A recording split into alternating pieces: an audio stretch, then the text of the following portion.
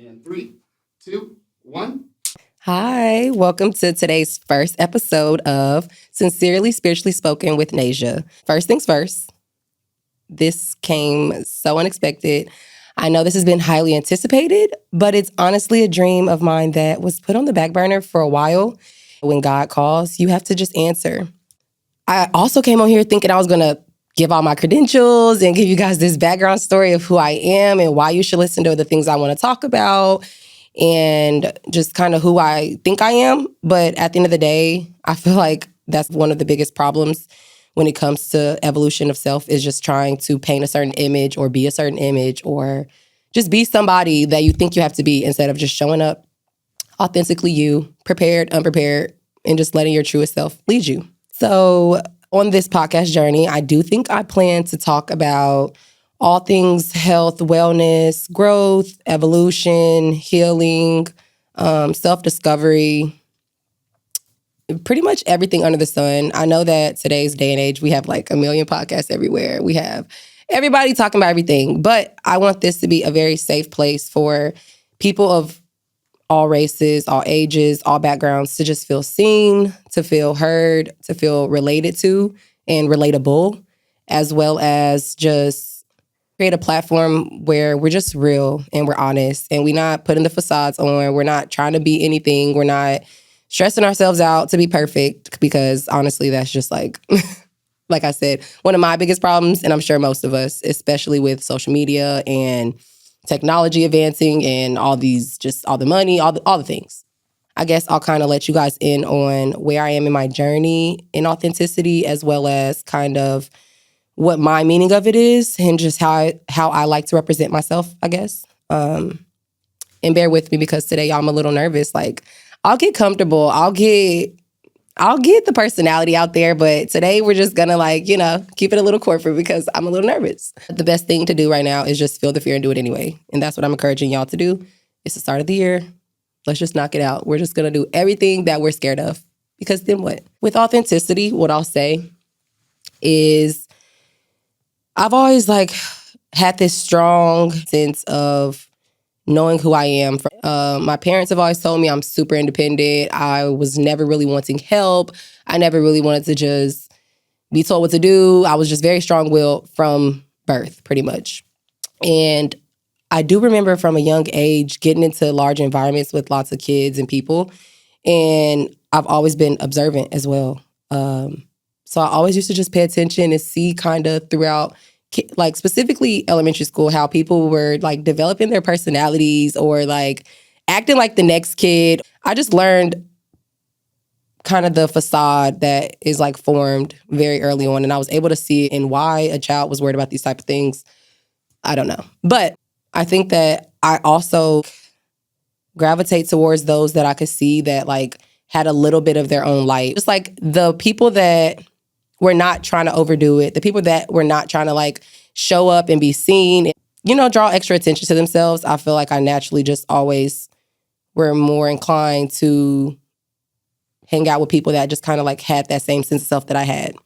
And then I kind of got into an industry early on with doing hair, where I also just meet all types of women. And again, we grew up in the social media age where I connect with women when I do their hair, and then I have obviously a social media relationship with them, and I can just see the complete opposite personalities sometimes, or just like I said, just people just generally struggling to be organically them. And I'll bring it back to myself because I never want this podcast to be a place where I'm attacking others or I'm criticizing others without always pointing it back at myself. And I'll say that the transition from being a young teenager to the college age, supposed to be grown, supposed to be figuring out what you have going on, whole 10-year plan is, knowing how you want to get married. And I didn't know those things. I always had faith that I would be successful or that I would be somebody in life, but I genuinely didn't have this long-term plan of every single practical step of how to get where I needed to go. And I feel like towards the end of our high school experience, I definitely started to try to portray that image. I had it all figured out. I knew exactly what was going to happen. And literally from senior year to a year post that, everything flipped and changed. I started to experience so much I guess the imposter syndrome of we started college. We're supposed to be, like I said, just knowing everything we're doing. We're supposed to have it all figured out. And I feel like I kind of just wanted to flow a little bit longer. I kind of just wanted to give myself more time to figure it out. That pressure and that anxiety of trying to just know who I'm supposed to be 20 years from now, at 17. It's a joke now looking back, obviously, but that process is hard. And I grew a lot more empathy the older I got, the more I found my way back to myself. So now as an adult looking at adults with the same lens that I had obviously when I was a kid, where I can just see the personality masks and just see the facades and just see who people pretend to be. I've always just had a sense of A, being able to see that mask, and B, being able to have an organic energy that just can penetrate and connect with people deeper. So ultimately, authenticity became a very important thing once I transitioned from being this 18-year-old girl who's in college to within 3 years, a mom of 2. When I was 21, I was in a relationship. I started running a business and I was making great, crazy money. I was it was a lot of stuff, right? I had it going on for my age, I'll say that. And then it all hit me one day, matter of fact, right before the pandemic in 2020. It was what are you doing and why are you doing it? You thought that chasing the things, the money, the relationship, the family, having kids, obviously prematurely, but you thought those things were what we're supposed to be doing. And here you are again, hitting a hamster wheel of you're not happy, you're not fulfilled, but you think you know yourself, you think you're being authentic. So it's just not making sense, right?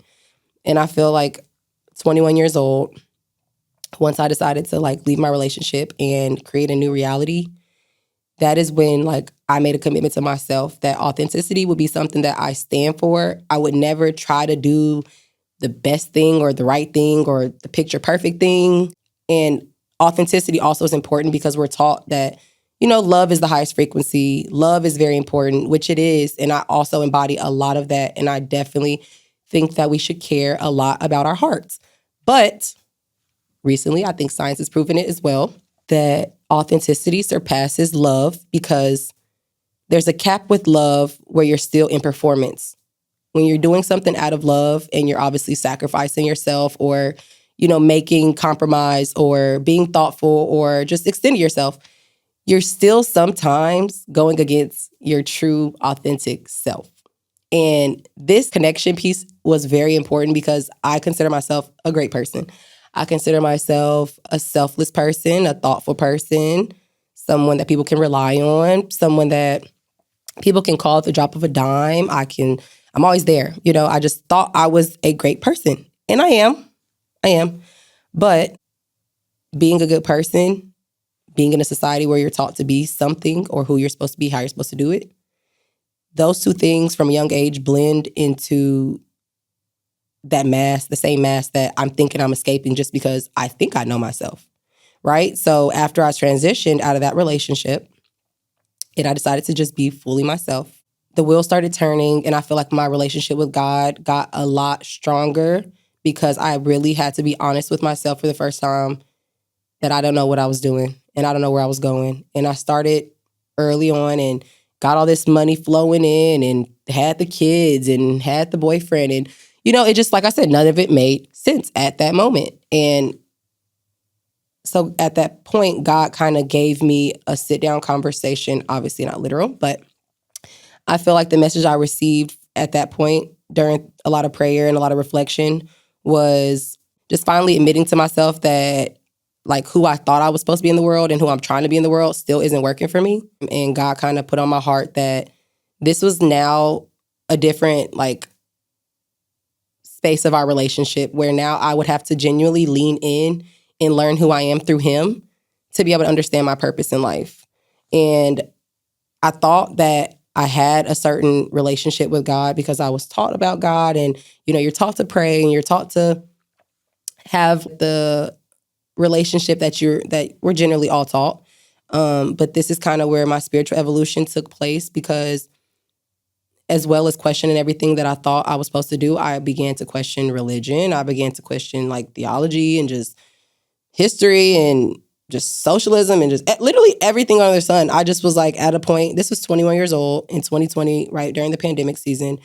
And we had nothing but time to figure things out. And I went down this like deep rabbit hole of just trying to figure out everything that I ever learned and understand more context of certain things and trying to just like unravel this big ball of who I thought I was because of all the programming and all the things I was taught.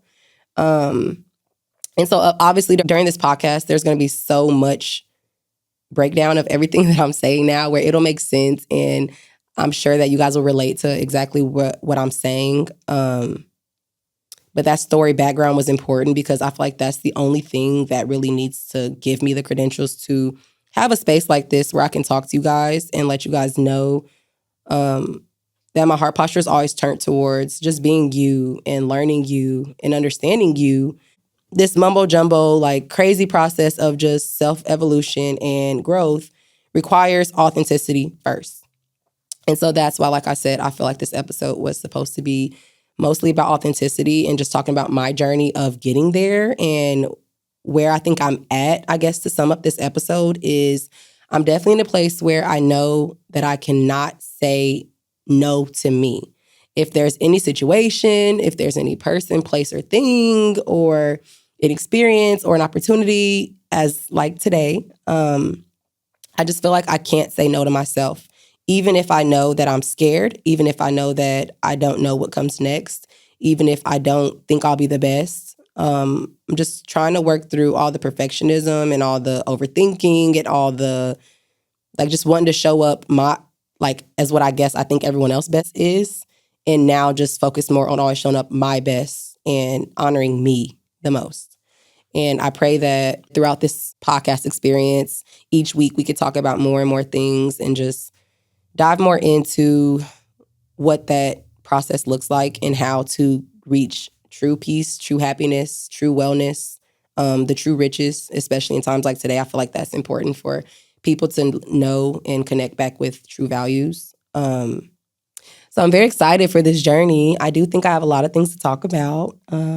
I can be a yapper, so I hope you guys want to listen to me talk. I hope that this place here is comfortable, cozy. You guys feel like we're, sitting across from each other. Get your wines or your juices or your tinctures or whatever you like. And I'm looking forward to seeing you guys every week. And I'm genuinely looking forward to being a safe place, being a platform, being a resource, being a shoulder to cry on, even virtually, being an ear to listen to, and just being who I pray that you guys can ultimately be, even though I'm scared to be this person, and showing up as my best self, even though I'm terrified. I'll say that I hope you guys enjoyed this first episode. I do pray that every week we connect deeper and deeper and that you guys stay tuned for everything that's in store. And I'll be seeing you guys next week. Take care. Bye.